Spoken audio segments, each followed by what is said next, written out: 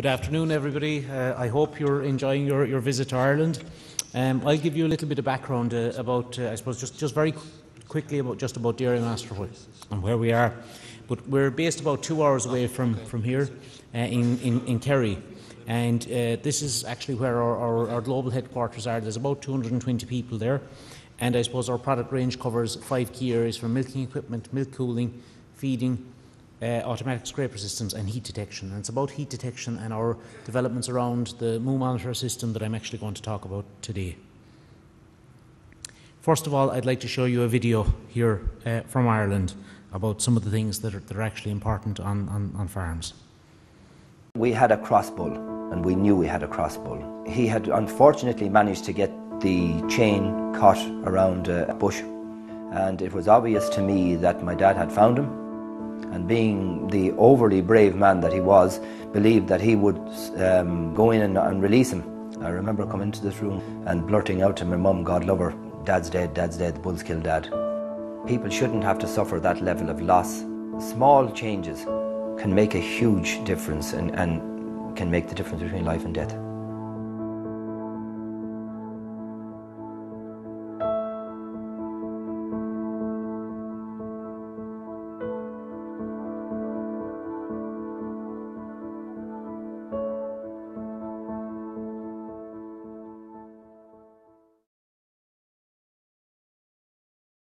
This video is actually, this is actually a cousin of one of my co-authors here on this paper. But I suppose farm safety is a major issue on dairy farms, and in fact 65% of all farm injuries are livestock related, and in fact almost 60% of livestock related fatalities are caused by bulls. So this is, we all know the bull is the most dangerous animal on the farm. But yet they're still there, and a big reason that they're still there is because of heat detection. I suppose we've talked for the last number of days about artificial insemination and the superior rate of genetic progression, and also the point that I'm making about health and safety. But that in itself has brought along challenges in terms of heat detection, and that's what I'm going to talk about here. The other big thing that we see happening is the whole issue around reduction in labour. Traditionally, this was how heat detection is done and still is done in the vast majority of cases by visual observation. And I suppose the change that I'm talking about is a move to this, and is bringing on looking at the whole area of heat detection and how that impacts cow fertility. And you know, I think you all know here that fertility is very important from profitability. It's possible to improve most things, and fertility is no exception to that. And it makes economic sense to breed better cows. But we want to get more cows to AI as possible.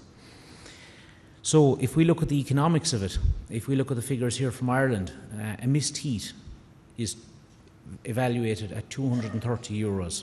And people don't often realise that, because it's not something that you have to actually pay out. But if I was driving a car down the street and I threw out €230 out the window, you know, you'd start to look at what I was doing. So the basis of what I'm talking about is on the basis of measuring physical activity, and it's actually known for quite a long time that physical activity is associated with oestrus in mammals. In fact, it was first shown in the white rat almost 90 years ago, and this is actually one of the first pedometers that was used in cattle. But the question we have to really talk about is, well, is counting steps and doing all this type of thing, is that real activity? Is that a real measure of the type of activity that we're actually interested in? And I suppose the point I'm making is it's not, you know, because if you look at people, and if you look at, let's say, if we were walking around this hotel here as we've done for the last couple of days, and if we take, say, an elderly person, a middle-aged person, and a child, they're all going to take those steps in a very different way. And it is possible to do better measurement of activity, and we do this using an accelerometer. You'll hear many people talk to you about accelerometers, and there's lots of different types of accelerometers, but by far the best type of accelerometer is based around nanotechnology and what's called MEMS accelerometers. They're basically micro electromechanical systems, and they were first developed for use in military and various different things like that. So they're used in applications like, say, the torpedo detonation, airbag deployment in cars, inertial navigation, all these types of things. And now they're making their way in the last number of years into all these types of different consumer devices. But they're actually quite small. Now, how they actually work, and I'll just explain this a little bit, is internally what you have is you have actually a mass that moves on a nanoscale. And when this moves, these fingers here move in position. And for any of those that's interested in the engineering side of things, we're measuring the electrical capacitance here, and the change in this electrical capacitance is related to the movement and the pattern of movement. Except, as I say, this is all very small. So if we look at an electron micrograph of it and what's actually inside it, this red line here is 1/10 of 1 millimeter, or about the diameter of a human hair. And this is the proof mass, and these are the fingers that are actually doing the measuring, and these are actually springs holding this proof mass in position. So it'll give you an idea. Very, very small stuff is actually what's inside it. And with that, we can decide to measure very, very specific movement patterns. And just with the limited time, we focused in on looking at certain patterns that are associated with estrus, and that's what we actually record. The other point that I want to let people know about is, well, what's this situation with, cows that are inside and cows that are grazing? And I suppose our biggest key market is our home market, and grazing is a very important issue in Ireland. But if you look at the average variation of cows when they're housed, they're all pretty similar. So you see something like this, and you could probably pick out the cows that are in heat from this. So you'd probably pick out this one, and you'd probably pick out this one, and so on. However, if we put those cows outside, it goes from being like this to being like this. So you have a massive change in variation. And again, if you think about that, in any population of animals, you have the exact same type of situation. You'll have some that are very active, some that are quite not. And one of the things that we do in this situation is that we compare against the herd and against the cow herself. And I suppose with doing that, we've designed a system that's suitable for both, because this was our gold standard, was pasture-based, which is actually the most difficult situation to actually do it on. Whereas actually to do it in this situation is actually much, much easier. And this is what we did when we came up with the Moo monitor. So I suppose just to give you a brief overview, you have your Moo monitor system, communicates here with a computer, and you have a variety of different outputs, so it can be integrated in with the milking parlour, and obviously that's our core business. But it can also be used to draft cows, and it can be brought right out to your phone. First of all, I would say many years ago was using text messages, and now to smartphones. How the system works is we communicate using radio waves, so we've actually quite a long distance of communication, and we don't have to have a direct line of sight to actually communicate with the cow. The other type of situation we can have is we can actually have this base station off farm, and this is often used again in heifer rearing and so on. And it can be brought back over the mobile phone network, so we can use the mobile phone network to do that.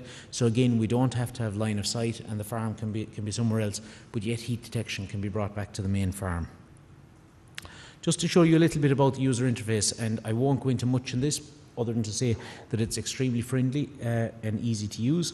When the system loads, you get a list of various alerts that you see on the screen, and then you actually can see the graphs for the different cows. And one of the big advantages of the software in this is that it's actually very easy to use, but you can also see things, patterns like cyclicity and so on. So this is actually daily activity. So we can see this last cycle here is 21 days, preceding cycle before that is 19 days. And we can see all that. The next point that we have is we've actually hourly measurements. So we measure continuously, and we summarize according to those various algorithms within the monitor itself, and we report on that data hourly back to the PC. Now, there's an important reason why we do it hourly. With hourly, you can actually see situations like this. So this is, a less subtle heat, or almost sub-estrus.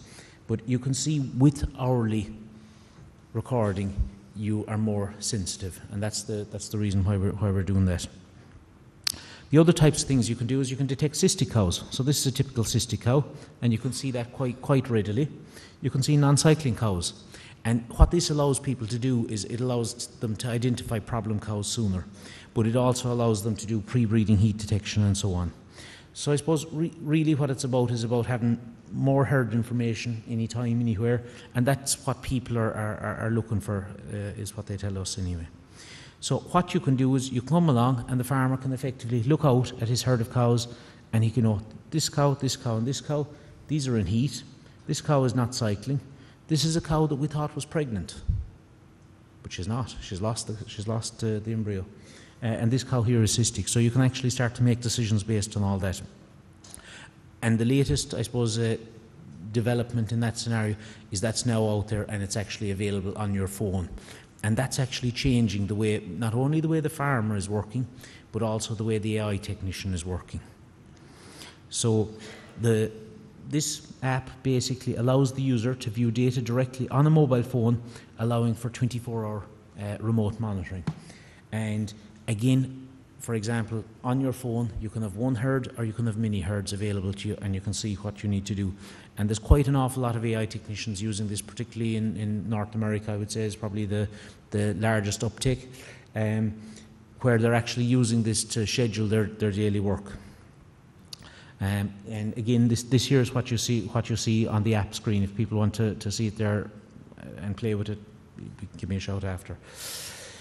How it actually works is the system is here on the farm and it's actually uploading data to the cloud, and then the app basically communicates with the cloud on demand, and this is basically how the data flow occurs to make that happen.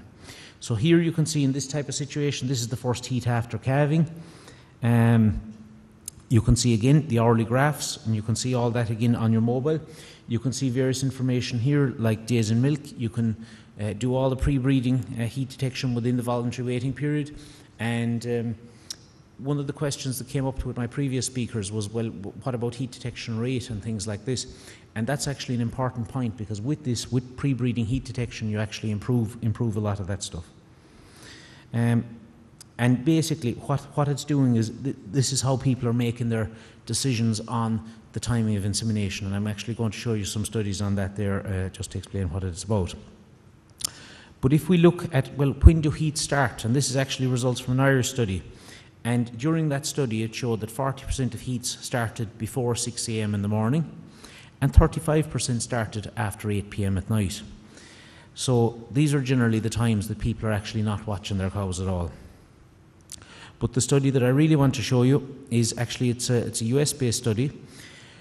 And it was done on 19 different farms. There was about 4,000 services, and it was looking at those, and it was looking at the pregnancies that resulted from those.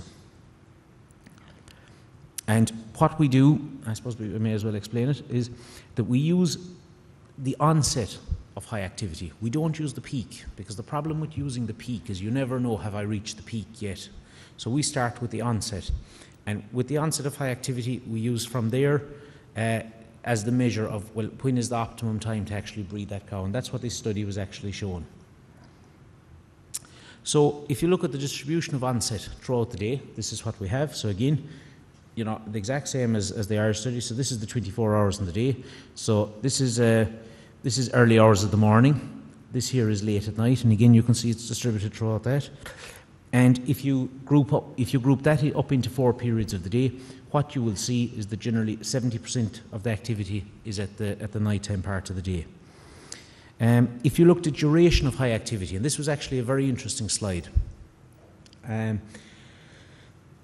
If you look here, particularly with cows, over 30% of cows have heats that are less than 8 hours. And half of these are less than 4 hours. So these are the cows that invariably are missed in a particular with visual observation, unless visual observation has been done quite frequently. So this is an important point. The other point that we found out in the study is the cows that were in heat for a relatively short period of time, these cows have the lowest conception rates. And again, this is a North American study, just to show the rates. And this, I suppose, was the real outcome of the study, which was basically looking at from the interval to AI to see, well, what was the situation as regards conception rate. And basically, you can see the window is actually quite wide. So So we would generally work in this band here, you know. So that's basically what it's about. In summary, I suppose what it's really doing is it's giving farmers more confidence and better judgment in knowing when to AI cows. What that's actually doing for them as well is that they tend to use better genetics as a result of that. In other words, they're more confident about a cow being in heat. It's increasing profits, there's less labour, it's a safer farm. You have 24-hour monitoring, and I think that's quite important, particularly if you look at the duration of high activity that you can see, because these cows can be actually quite hard to detect. And I suppose more information, more management information basically allows you to make better decisions, and that in turn basically allows to increase the rate of genetic advancement. So I suppose we're basically working with different partners around the world and looking for more in rolling this out further. So I suppose to summarise, basically heat detection, it's now an app and not an art. Thanks very much.